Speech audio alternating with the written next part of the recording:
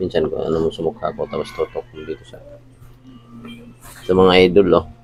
Meron tayong ginagawang electric fan. Sabi nito nung ano nito, teka dito. Pag pinindot mo, teka lang. Maya pa ako ikot. Tingnan natin itong loob na ito kung anong nangyari nito. Baka may grounded or check natin yung motor nito. Tinanggal ko ng mga idol, tornilyo nito. Meron pa isa sa ilalim. Yung swing niya.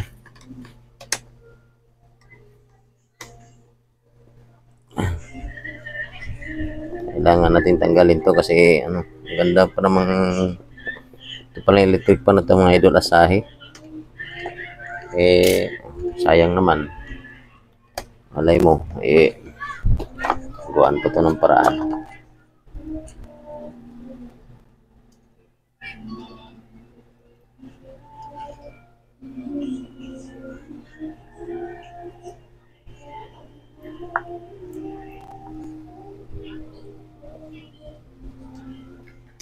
Merong ano idol, merong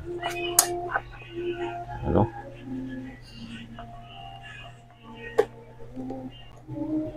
meron siyang cable tie.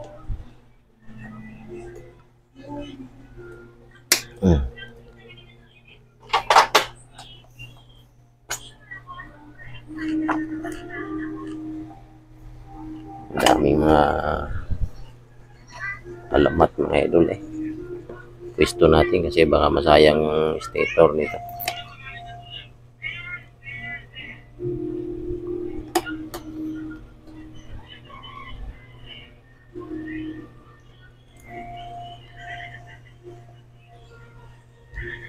Bale lang tanggal nito.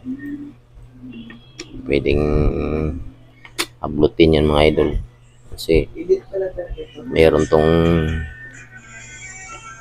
okay pa naman, so walang problema sa ano niya. Ang isa natin mga idol yung bossing niya.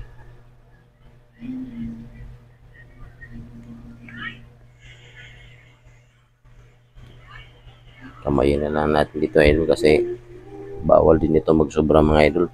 Pagka ito yung napunta sa stator ang langis, mag-cause din ito na sira mga idol. Kaya hindi po pwedeng ano, pwedeng madaming langis yan.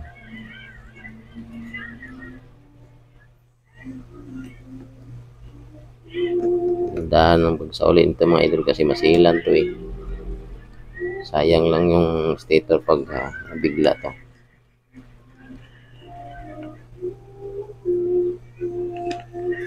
Ayan o. Tapos ilapat mo yan sa mga idol yan. May parang butas to ayan o. Ilapat na.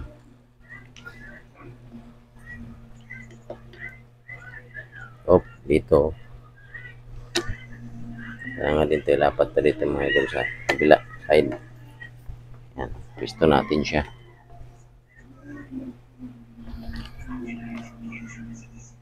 Ang isa na lang natin dito mga idol para pumasok sa ilalim. Kunti-kunti lang mga idol, hindi dapat sobra. Kasi pag sobra, lahat ng sobra mga idol bawal. Wala rin mangyayari pag sobra. Tandaan nyo, punasan nyo natin mga langis na nasasayang mga idol kasi hindi yan pwede siyang tumalsik kung saan-saan. Tapos balik natin yung tornilyo niya mga idol. Tingnan natin siya kung ano ba, gagana ba siya mga idol. Kasi sabi nang mayari pag inaandar to minsan nagana, minsan hindi. Kaya may pangalan na ito nabinyagan mga idol, pangalan. Teka hindi magbinyag ng pangalan nito idol, no? Ngayon tignan natin kung obra ba siya sa kay empleo. Kung mawala ba yung taika niya o yung, pati yung binyag niyang pangalan. O, silpi mga idol, dapat bago nyo higpitan may yung mga tornilyuhan yan, ipaikutin nyo to. Kailangan may free wheel sa mga idol. Baga pag ginanon mo, malambot. Ayun o. Hindi yung pag ginanon mo, kung ano yung ipinihit mo, yun na yun. Ay, matigas yun. Alam niyo mga idol, pag matigas, kailangan palambutin yun. Hindi po pwedeng pabayaan na laging matigas na lang.